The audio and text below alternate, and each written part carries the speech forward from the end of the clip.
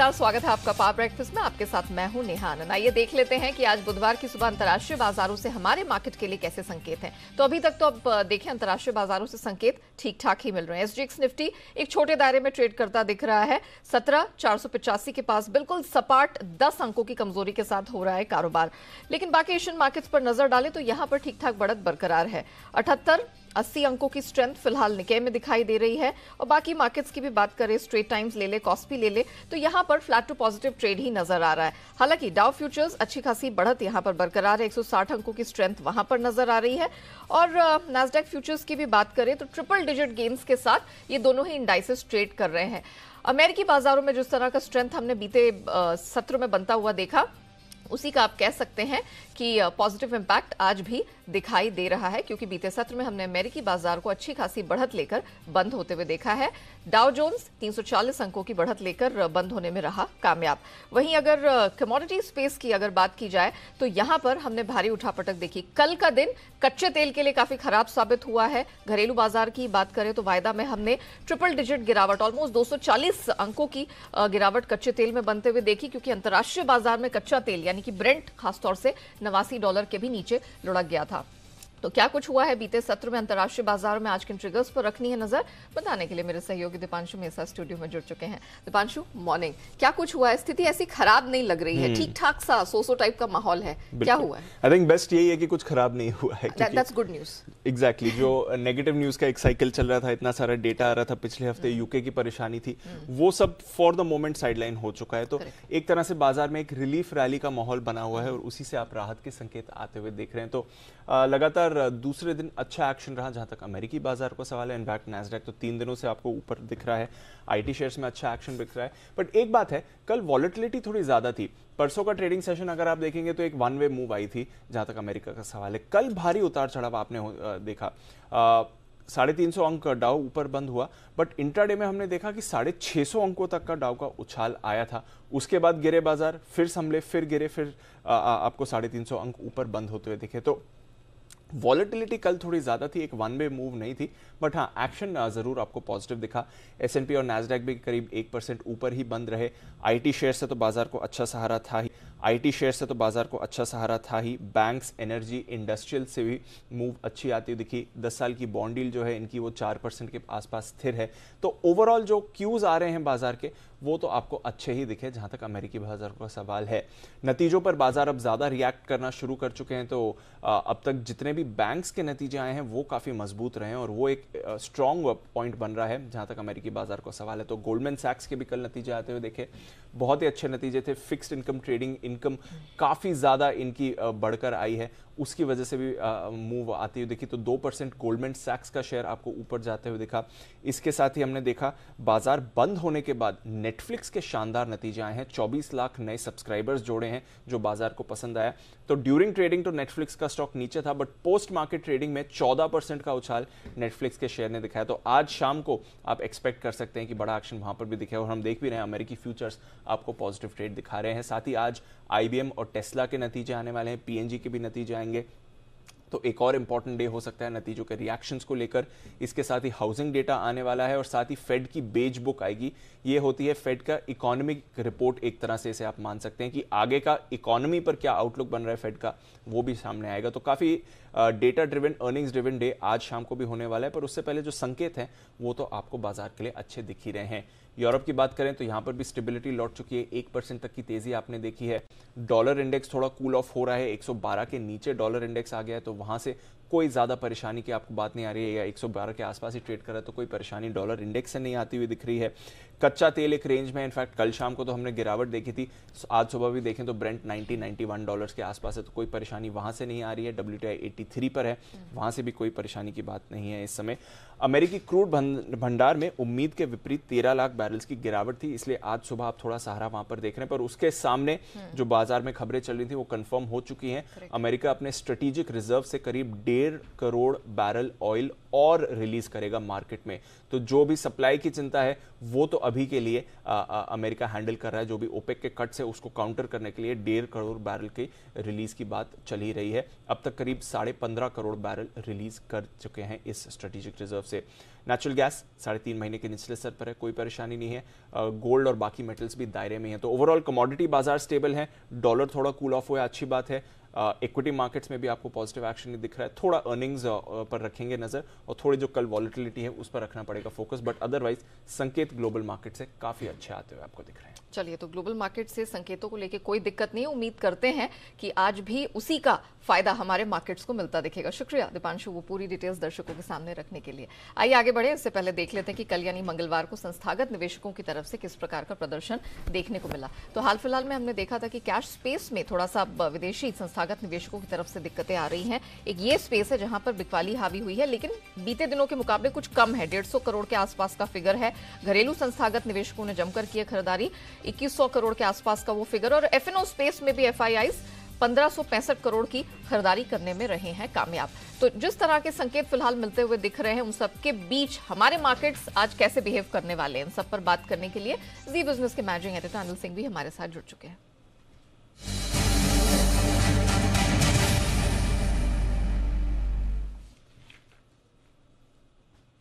Sir good morning. कच्चा तेल का सस्ता होना और इंटरनेशनल मार्केट से अच्छे खासे क्यूज, सर क्या माना जाए आज लगातार इस हफ्ते तीसरे ट्रेडिंग सेशन पॉजिटिविटी के साथ हम आगे जाएंगे? गुड मॉर्निंग नेहा, बिल्कुल अच्छी मजबूती वाला ट्रेडिंग सेशन आज भी रहना चाहिए। ये जरूर है कि शुक्रवार के लोज से भारतीय बाजार रोज लगभग 150 पौने 200 पॉइंट बढ़ रहे हैं, तो उस हिसाब से थोड़ा बहुत तो ऊपरी स्तरों पर प्रॉफिट बुकिंग आ सकती है, लेकिन ट्रेंड तेजी की तरफ है। बाय ऑन डिप्स का मार्केट है और खरीदारी थोड़ी और बढ़नी चाहिए। लगभग सारे फैक्टर्स फेवर में हैं। एफआईएस की बिकवाली का प्रेशर कम होता हुआ दिख रहा है। लोकल फंड्स अपने दम लगाकर खरीदारी कर ही रहे हैं।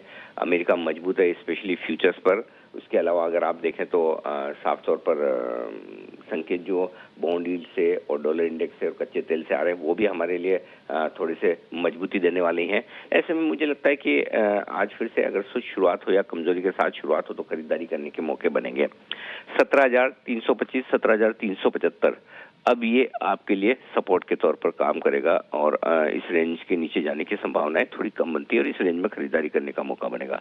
ऊपरी स्तरों पर 17,575 से 17,650 की रेंज में जाने की कोशिश निफ्टी आज कर सकता है।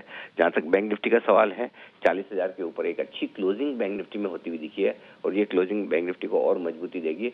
नीचे की तरफ जो सपोर्ट है बैंक निफ्टी पर और वो है 39,950 से लेकर 40,150, ये 200 पॉइंट की रेंज मजबूत सपोर्ट का काम करेगी और ऊपरी स्तरों पर 40,700 से 40,900 की रेंज तक जाने की कोशिश बैंक निफ्टी की हो सकती है। तो ओवरऑल रुझान तेजी की तरफ है, मजबूती की तरफ है।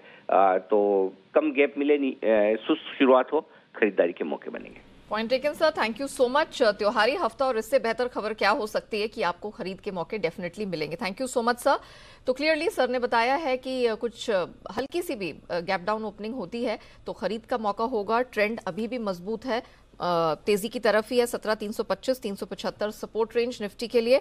17,575 से 650 आपको एक अपर बैंड आज के लिए मिल जाएगी। बैंक निफ्टी में अच्छा दमखम दिख रहा है। 39,950 से 40,150 के पास आपको अच्छी सपोर्ट रेंज आज बैंक निफ्टी में मिलेगी और ऊपर तक ये 40,900 तक अपना दायरा स्ट्रेच करता हुआ दिख सकता है। चलिए ब्रॉडर मार्केट्स के बाद अब फोकस करते हैं स्टॉक स्पेसिफिक एक्शन पर और खबरों वाले शेयर कौन से हैं, नतीजे अब तक इन कंपनियों ने कैसे प्रस्तुत किए हैं, इन सब पर बात करने के लिए मेरे सहयोगी अरमान हमारे साथ जुड़ चुके हैं। अरमान, पहले तो बताइए बाजार बंद होने के बाद के नंबर्स कैसे रहे हैं कंपनियों के, क्या एनालिसिस है? जी, सबसे पहले आईसीसीआई लुम्बार्ड पर ध्यान रखिएगा। लुम्बार्ड पर अगर आप देखेंगे इनका जो हमारा अनुमान था उससे बेहतर नतीजा है। इनकी नेट प्रीमियम अर्न जो है वहाँ पे 18% का उछाल है। वहीं अगर आप इनका एक्सपेंस रेशियो देखेंगे, एक्सपेंस रेशियो में भी गिरावट आई है 30.7% से गिरकर 28.8% पर। वहीं कंबाइंड रेशियो जो हमारा अनुमान था 103.5% का वो बढ़कर 105.1% आया है। एलटीटीएस ये भी हमारे जो अनुमान था उससे बेहतर नतीजे आए हैं। आय में लगभग 6.5% की बढ़ोतरी, वही डॉलर आय में भी आपको दिखेगा लगभग 3% की बढ़ोतरी और मुनाफे में भी लगभग आपको 3% की बढ़ोतरी है। उसी के साथ साथ अब कैश में नतीजे देखेंगे तो शेफलर इंडिया नतीजे बढ़िया आए हैं। आय लगभग 18% बढ़ी है, मार्जिन्स में भी थोड़ा सुधार देखा गया, 17.8% से बढ़कर 18.2% आए हैं। अनंतराज यहाँ पर भी नतीजे बढ़े हैं, हालांकि जो मार्जिन्स हैं वहां पर आपको कट देखा गया है। आय हालांकि 191% बढ़ी है और मुनाफे में भी 128% की बढ़ोतरी है, पर जो मार्जिन्स हैं, मार्जिन्स देखेंगे तो 12.8% से घटकर 11.6% पर आए हैं। माफ कीजिएगा, 22.9% से घटकर 15.3% पर आए हैं। वहीं महिंद्रा सीआई ऑटोमोटिव की अगर आप बात करेंगे तो वहां पर भी आय लगभग 30% बढ़कर आई है, मार्जिन्स वहां पर घटकर आए हैं 12.8% से घटकर 11.6% पर। और अंत में अगर आप बात करेंगे शेल्बी की, तो वहां पर अगर आप नतीजे देखेंगे तो आय 11% बढ़ी है, मार्जिन्स में भी यहां पर सुधार देखा गया है, 16.2% से बढ़कर 18.3%। उसी के साथ साथ मुनाफे में 72% की बढ़ोतरी देखी गई है। ओके, चलिए, तो ये तो एनालिसिस रही उन कंपनियों की जिन्होंने कल बाजार बंद होने के बाद नंबर्स जारी किए हैं। अरमान, जरा बताइए आज के लिए महत्वपूर्ण ट्रिगर्स कौन से होंगे एंड स्टॉक स्पेसिफिक एक्शन कहाँ है? जी, नतीजों में निफ्टी में 3 बड़ी कंपनियों के नतीजे हैं, इसमें इंडसइंड बैंक, नेस्ले और अल्ट्राटेक सीमेंट है। एफ&ओ में भी आपको 7 से 8 कंपनियों के नतीजे आते हुए दिखेंगे, जिसमें A U small finance bank, Havells, Navin Fluorine ऐसी कंपनियां हैं जिन पे नतीजे आएंगे। S&P BSE इंडाइसेस में कुछ चेंजेस होने वाले हैं। S&P BSE 500 और S&P BSE 200 दोनों में से आरती इंडस्ट्रीज जो है बाहर हो जाएगा। 500 में संवर्धन मदरसन सुमी ऐड हो जाएगा और उसी के साथ साथ अडानी विलमार BSE 200 में ऐड हो जाएगा। हमारे प्रधानमंत्री आज डिफेंस एक्सपो में इनोग्रेशन करेंगे, उसी के साथ साथ डेफ स्पेस इनिशिएटिव जो गांधीनगर में है वहां पर भी वो लॉन्च करने वाले हैं। पिरामल फार्मा जिसकी लिस्टिंग होने वाली है और वो ट्रेड टू ट्रेड रहेगा 10 ट्रेडिंग डेज के लिए। डीसी इन्फोटेक एंड कम्युनिकेशन जो SME प्लेटफॉर्म से मेन बोर्ड पर आ जाएगा। एक्स डेट है कुछ स्टॉक्स में, जिसमें SCL टेक्नोलॉजीज इंटरिम डिविडेंड 10 का, आरती इंडस्ट्रीज जहां पे इश्योर अलॉटमेंट है 1 शेयर जो आरती फार्मा लैब्स को, 4 शेयर्स आरती इंडस्ट्रीज के बदले। प्रेस्टीज स्टेट प्रोजेक्ट्स पे अगर आप बात करेंगे तो यहाँ का इनका Q2 का अपडेट आया है, जिसमें उन्होंने कलेक्शंस जो बताए हैं वो 68% बढ़कर आए हैं। वहीं H1 में अगर पूरे H1 की अगर आप बिक्री देखेंगे तो वहाँ पर आपको लगभग 130% की बढ़ोतरी दिखी है। टेलीकॉम कंपनीज पर ध्यान रखिएगा क्योंकि इनका डेटा आया है, जिसमें रिलायंस जियो की अगर आप बात करेंगे उन्होंने लगभग 33 लाख ग्राहक जोड़े हैं, भारतीय एयरटेल ने लगभग 3.6 लाख ग्राहक जोड़े हैं और वोडाफोन आइडिया ने अगर आप हमेशा की तरह देखेंगे लगभग 20 लाख जो ग्राहक है वो गंवाए हैं। ITC लिमिटेड कंपनी ने जो इनकी मदर स्पर्श बेबी केयर में और 16% और हिस्सेदारी बढ़ाई है और अब इनकी हिस्सेदारियां बढ़कर वहां पे 22% हो गई है और ये जो है 1000 कंपलसरी कन्वर्टेबल प्रेफरेंस शेयर्स है उसके बदले जो है किया गया है।